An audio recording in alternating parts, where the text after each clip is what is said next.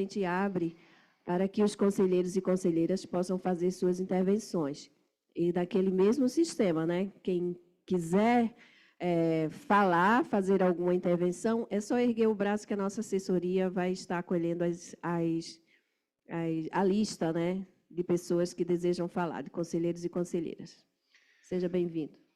Olá, muito bom dia a todas as pessoas presentes. Aqui é o Marcos, né, falando fora aqui do microfone. Queria, antes da minha saudação, fazer minha audiodescrição. Eu sou um homem branco, algo careca, com uma barba grisalha, não é completamente, não tem um restinho aqui ainda. Com a barba grisalha, usando óculos, um terno cinza chumbo e uma gravata lilás, e uma camisa branca. Eu queria saudar aqui, na figura da Francisca Valda e da Madalena Margarida, queria saudar todos os conselheiros e conselheiras que estão aqui presentes no plenário. Queria saudar também todos aqueles e aquelas que possam estar nos assistindo pelos canais de transmissão do Conselho Nacional de Saúde. Eu trouxe uma apresentação, mas a gente não vai, que eu queria projetar, mas que a gente não vai dar conta de fazer uma explanação completamente em torno dela, mas eu disponibilizei para distribuição para os conselheiros, aí fica também no material de apoio da difusão dos principais conceitos que a gente vai trabalhar aqui. Acho que a principal ideia nossa, né, enquanto representante da Secretaria de Atenção Primária à Saúde, é aproveitar esse momento para dialogar sobre as ações da Secretaria e a nossa visão também, né? A visão de como chegamos até aqui, como estamos aqui, e para onde queremos ir. Então, essa dimensão estratégica, política, né, de planejamento da implementação que a gente quer retomar. Então, é importante a gente, junto com isso, colocar um pouco de entusiasmo nesse processo, né, que eu queria compartilhar, que é essa perspectiva de que a gente está bastante convicto de que o SUS está no caminho certo, de consolidação e reconstrução da saúde da família. Uma saúde da família que é importante lembrar que está completando 30 anos esse ano. A gente sabe que processos de implementação complexos, como um programa desse, sempre vai ter dúvida quanto à data exata, né? Porque teve os pilotos, teve vários processos, tem as estratégias de agente comunitário de saúde que foram anteriores a isso, mas 30 anos é um tempo importante, não só para a gente celebrar, mas também para que a gente possa fazer um balanço e apontar uma direção. Eu queria frisar que esse programa, né, um programa Saúde da Família, que a gente chama de estratégia, né, ou seja, a principal estratégia definida pelo Ministério da Saúde para organizar a atenção primária à saúde, se a gente imaginar que em 1994 eram 300 equipes, no início da sua implementação, e que hoje, 30 anos depois, a gente tem mais de 52 mil equipes em funcionamento em praticamente todos os municípios do Brasil. Dá para ter uma dimensão do tanto de energia que o SUS depositou na difusão disso enquanto política, na formação, né, na implementação de processos de trabalho, de novos serviços de saúde. E aqui eu estou me referindo só a 52 mil equipes de saúde da família, eu não estou incluindo as outras equipes para populações específicas que a gente também tem, como estratégia, como as equipes de saúde prisional, consultório na rua, as equipes de atenção primária. Eu estou me referindo unicamente, Ribeirinha, né? Então, estou me referindo unicamente à população, às equipes de saúde da família. E nessa estruturação, é legal pensar um pouco do histórico disso. Eu estou falando de estruturação porque o Ministério da Saúde, ao longo desse processo, construiu 3 linhas de apoio, vamos dizer assim, a essa estruturação.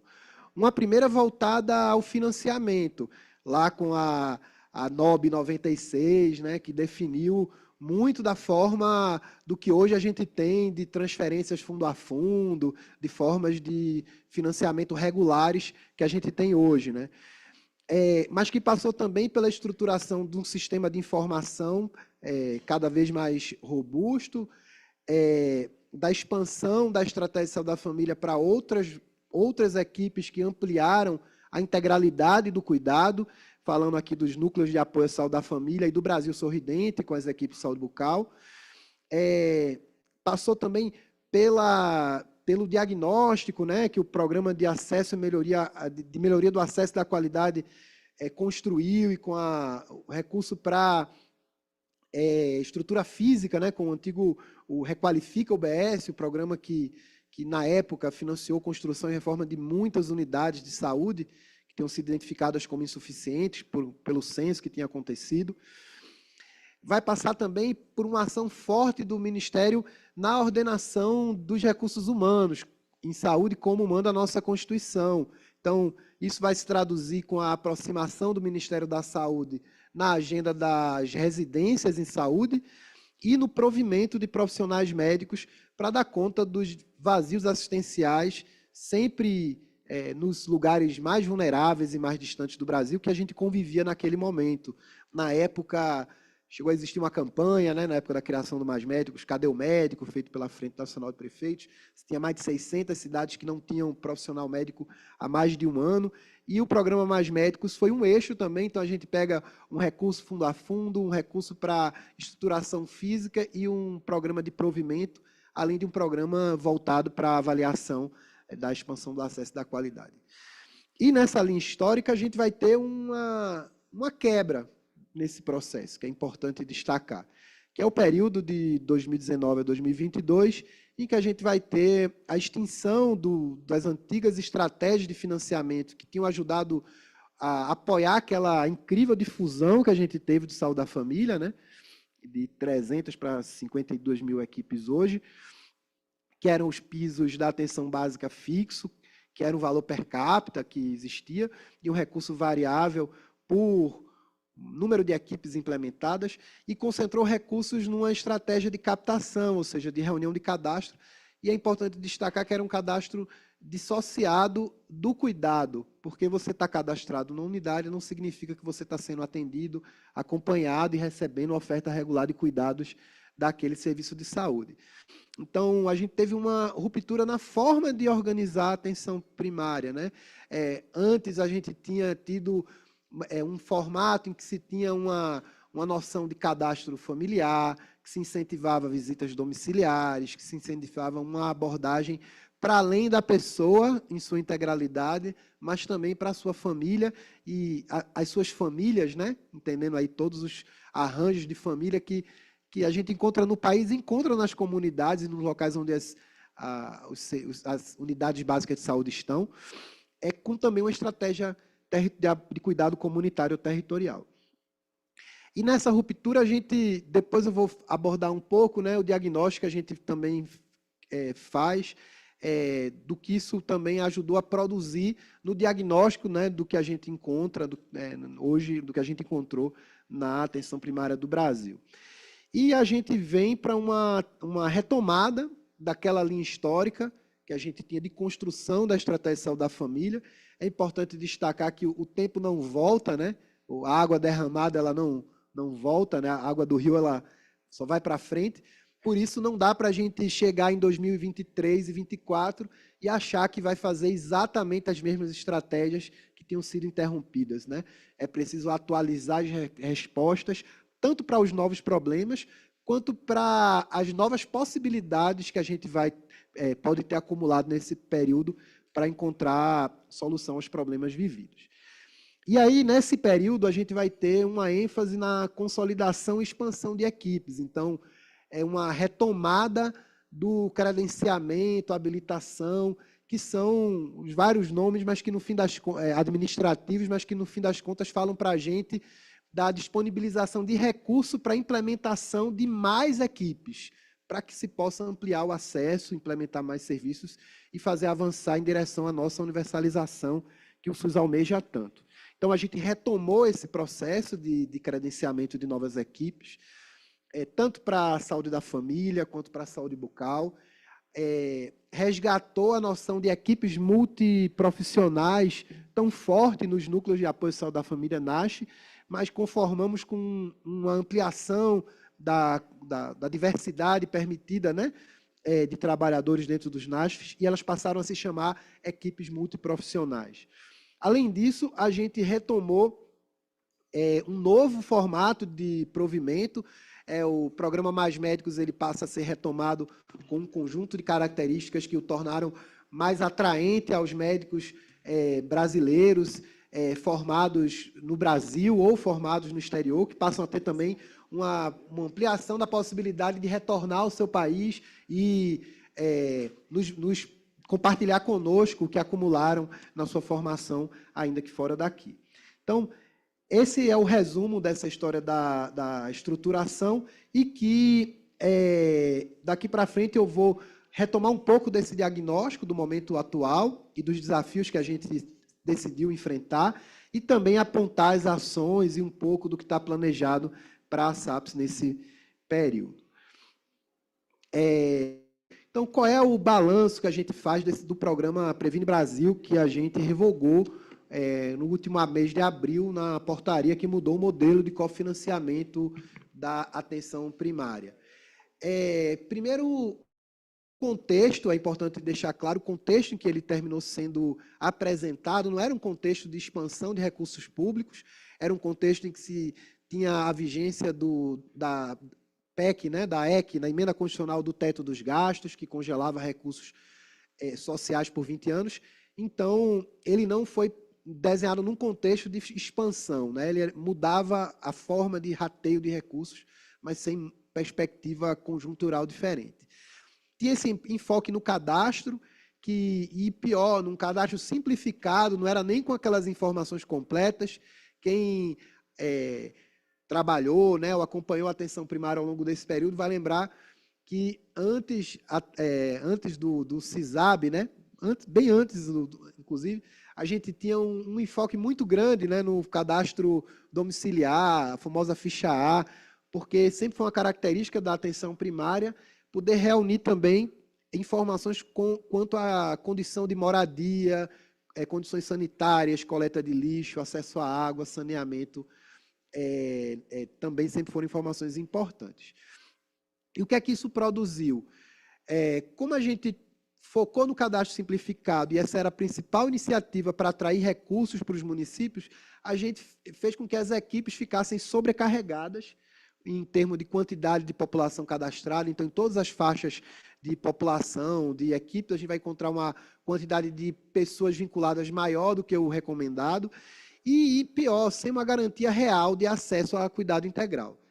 A gente vai ter a perda da noção de território, porque alguém tem que fazer o cadastro. Então, a centralidade do trabalho vem para dentro da unidade de saúde para a realização do cadastramento e não para a visita domiciliar ou as ações no território.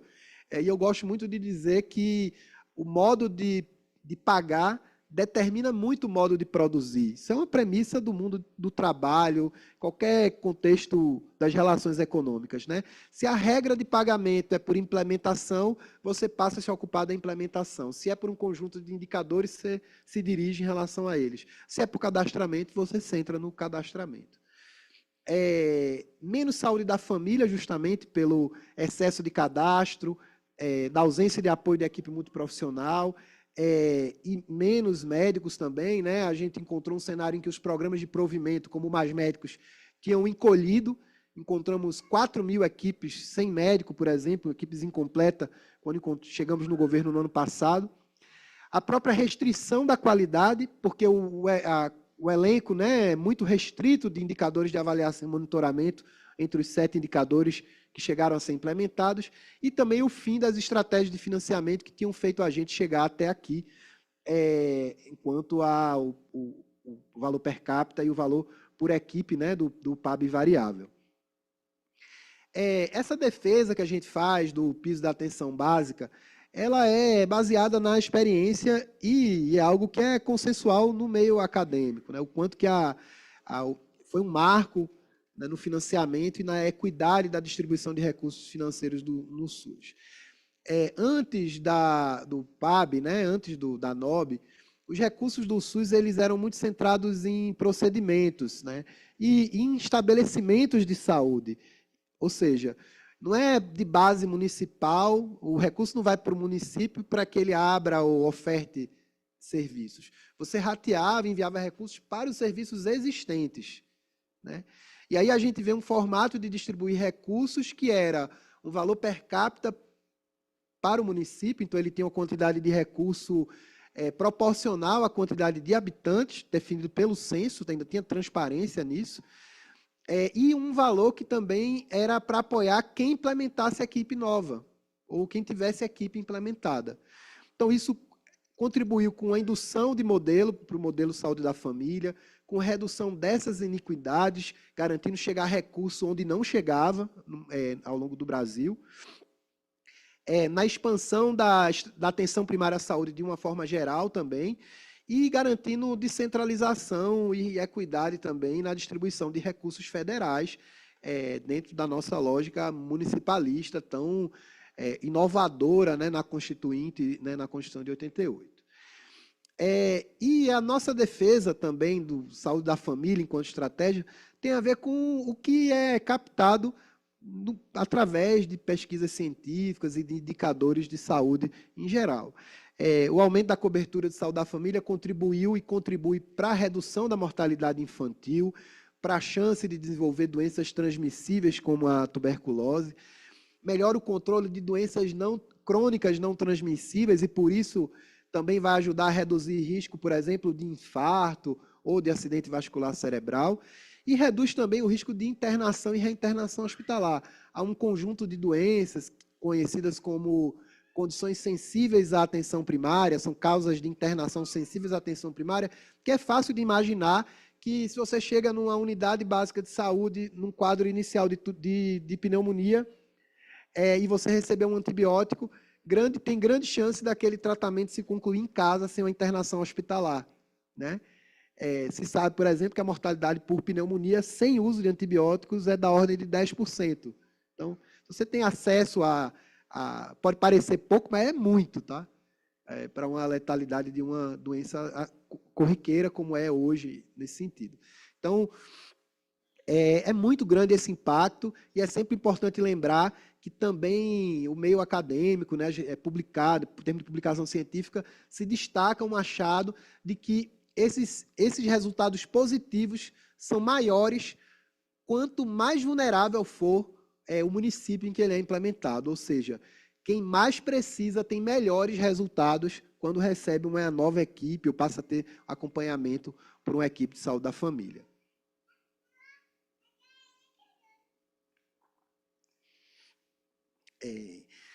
E aí, esse termina sendo o nosso principal desafio para a implementação universal da PS. O SUS ele é universal e é preciso que a gente consiga garantir o cuidado, né, e o acesso aos serviços de saúde de atenção primária também de maneira universal. Então, a gente precisa retirar as barreiras de acesso oportuno e resolutivo à atenção primária nos territórios. É preciso que tenha fácil acesso, ausência de barreiras de acesso às equipes de saúde da família. E quando a gente fala de barreira de acesso, a gente está falando de barreira de acesso também do ponto de vista de uma oferta restrita de serviços, ou seja, um rol, um leque, um cardápio de serviços restrito, uma equipe que oferece cuidado a poucas condições. A gente precisa enfrentar esses dois aspectos, de expandir e ampliar a integralidade dos serviços. O nosso PPA, né, o Plano Plurianual, ele tem, na parte do programa da atenção primária à saúde lá, trago isso porque é um documento público detalhado, tem muita informação lá e é importante que o controle social, né, a sociedade civil se aproprie desses documentos. Ele vai elencar várias causas para esse problema complexo que tem limitado a expansão da saúde da família no Brasil. Primeiro, a oferta restrita, precisa expandir. os parâmetros populacionais inadequados, as equipes muito sobrecarregadas, no fim das contas, você não vai oferecer cuidado da mesma forma para 1.000 pessoas ou para 10.000 pessoas. 10.000 pessoas, boa parte delas não vai conseguir nem passar na unidade de saúde em algum momento e ser atendida, né, por nenhum dos trabalhadores da equipe. A própria insuficiência de equipes multiprofissionais, que a gente também precisa expandir. O subfinanciamento, e é por isso que a gente vem trazer aqui as iniciativas de expansão desse financiamento. Um tema que precisa ser enfrentado da participação dos governos estaduais, também dos governos estaduais no financiamento, a própria dificuldade de provimento que a gente também precisa enfrentar e a necessária expansão das estratégias de expansão da saúde bucal.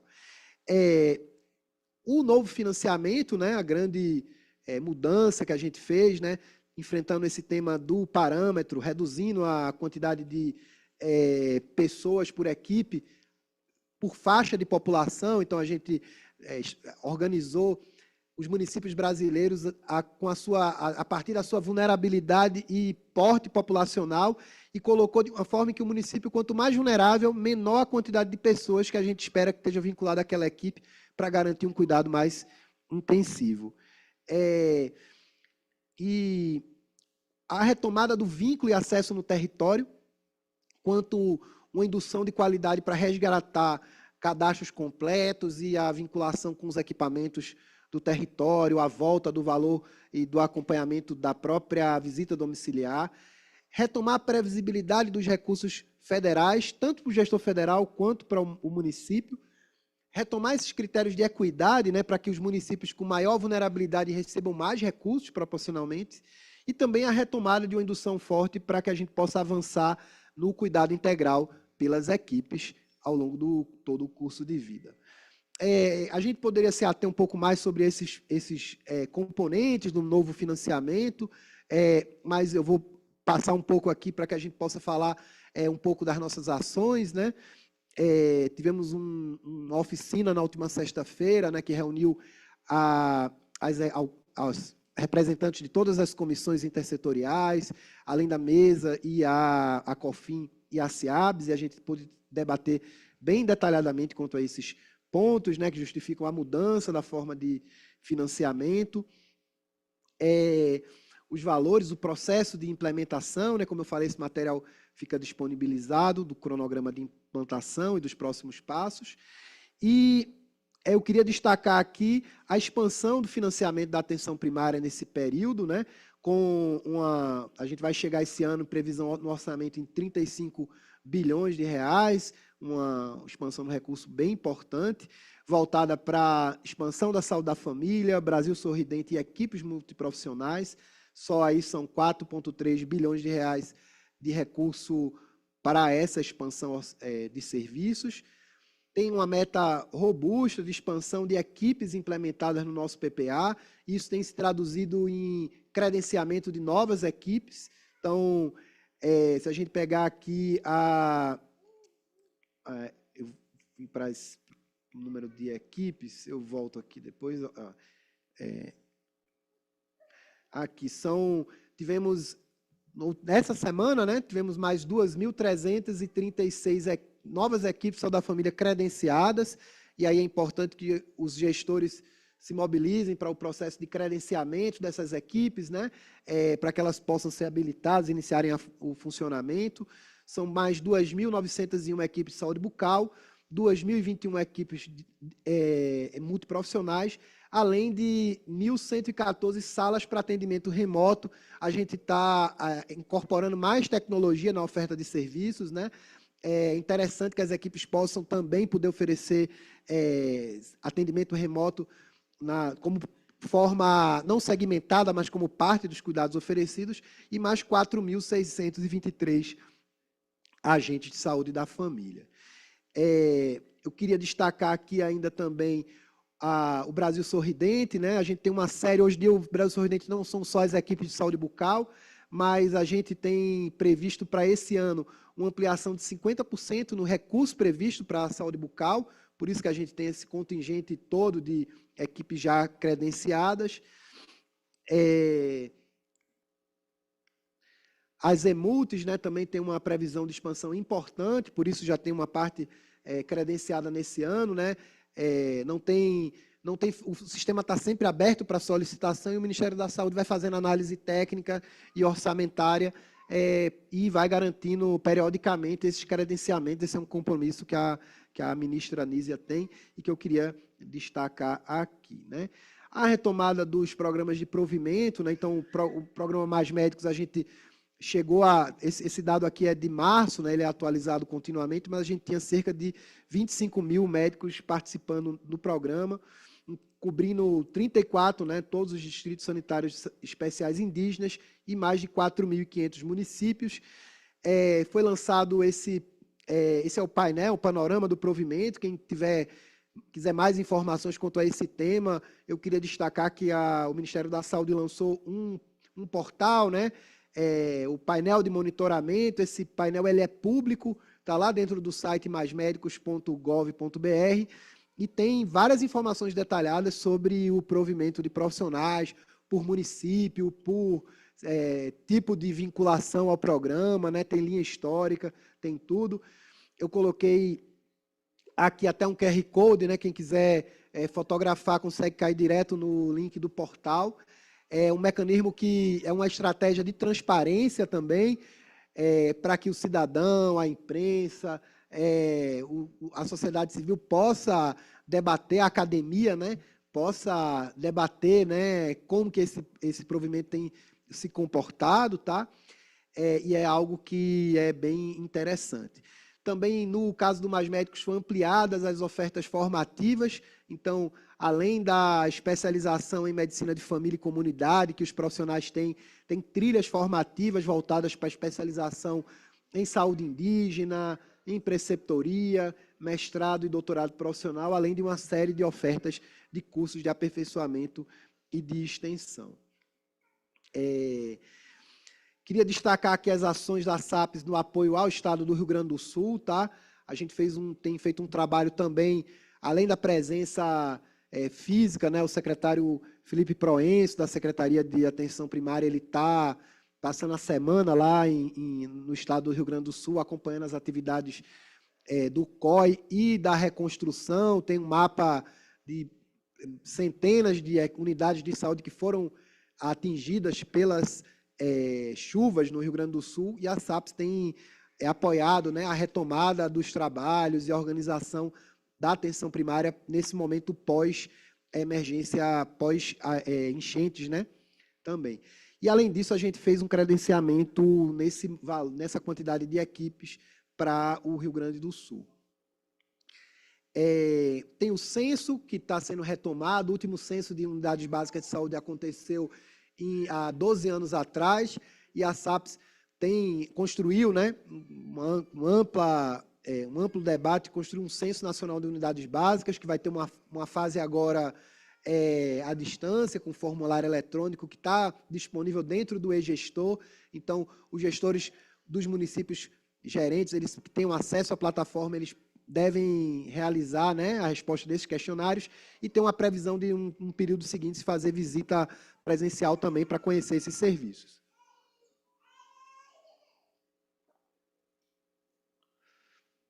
A ideia é que isso possa apoiar as políticas voltadas a responder às demandas de infraestrutura, insumos, equipamentos e de apoio aos processos de trabalho, e vai ter de grande valor para a gente seguir esse financiamento.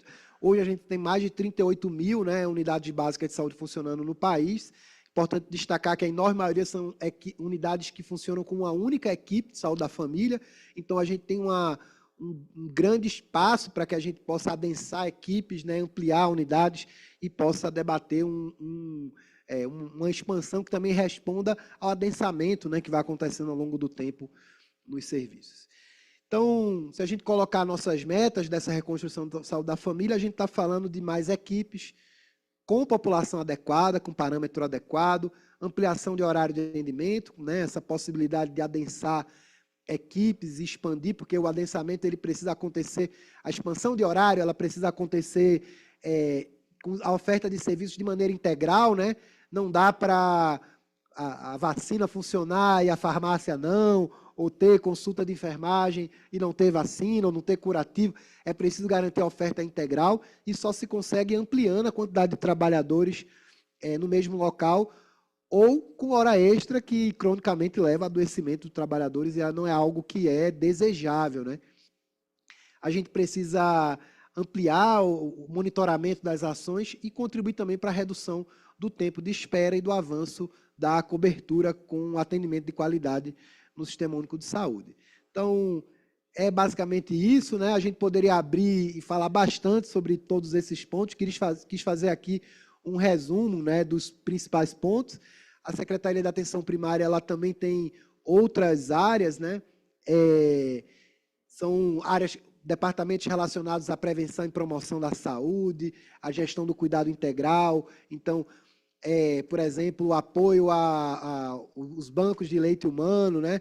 Ontem a gente teve a chegada do primeiro lote de leite humano para a rede de bancos de leite do Rio Grande do Sul, algo inédito, nunca se tinha transferido leite de um estado para outro, de um serviço para outro nessa monta, e o Ministério da Saúde teve que produzir, em conjunto com a Fiocruz, um conjunto de orientações técnicas para viabilizar a cadeia de frio, para levar esse leite para lá, né? Chegou 300 litros, né? Foi a primeira leva que chegou ontem.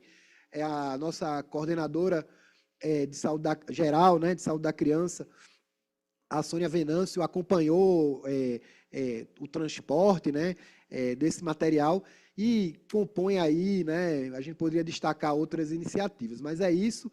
Queria agradecer, né, a atenção, o material fica disponível e a gente também está à disposição para o debate.